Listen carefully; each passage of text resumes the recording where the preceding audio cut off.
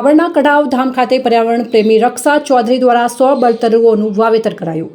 બાબર તાલુકાના કટાવ ધામ ખાતે આજે મૂળ કટાવ ગામના જ અને પાલનપુરમાં વસવાટ કરતા પર્યાવરણ પ્રેમી રક્ષા ચૌધરી દ્વારા વૃક્ષારોપણ કાર્યક્રમનું આયોજન કરવામાં આવ્યું હતું।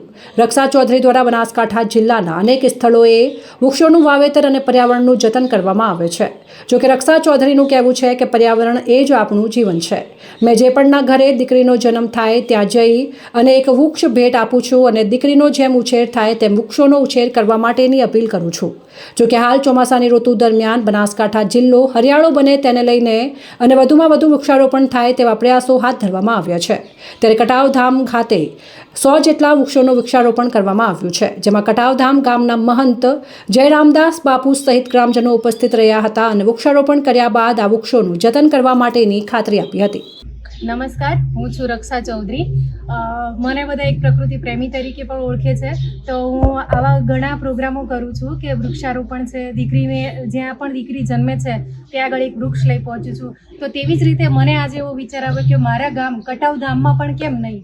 તો આજે હું અહીંયા આગળ છું, અમારું જે મિની અયોધ્યા તરીકે ઓળખાતું કટાવ ધામ, કે ત્યાં આગળ ખાખીજી મહારાજે 80 વર્ષ સુધી તપસ્યા કરી હતી અને તપસ્યા કરતાં કરતાં ઘણી વખત એમને ઊંઘવાનું પણ થતું અને એમણે એવું કીધું કે મને આળસ ના થવી જોઈએ, એના કારણે આ અમારી આંબલી છે, આંબલી નીચે એમણે ચોટી બાંધી અને તપસ્યા કરતા હતા। અને અહીંયા આગળ અત્યારે અખંડ ભોજન અને ભજન ચાલુ છે। અમારી રામધૂન પણ સવારે 8 વાગે ચાલુ થાય છે, 8 થી સાંજે 4 વાગ્યા સુધી, અને ભોજન પણ અમારું સવાર સાંજ બંને ટાઈમ અહીંયા આગળ ચાલુ હોય છે।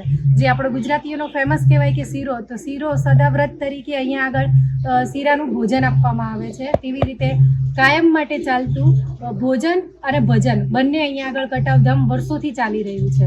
આ અમારું અયોધ્યા, જેમ કે અયોધ્યા મંદિરની અંદર રામ અને સીતાની મૂર્તિ છે, એવી જ રીતે અહીંયા આગળ અમારા કટાવધામમાં રામ ભગવાન અને સીતા માતાની મૂર્તિ છે। તો અહીંયા આગળ આજે અમે મંદિરના ભાગમાં ઘણા વૃક્ષો વાવી અને અમે પર્યાવરણનું જતન કરી રહ્યા છીએ, બધા સાથે મળીને। અહીંના જે ગુરુજી છે એમનો પણ અમને બહુ સાથ સહકાર મળ્યો અને આજે મંદિરના પ્રાંગણ્યમાં અમે વૃક્ષારોપણ કર્યું છે।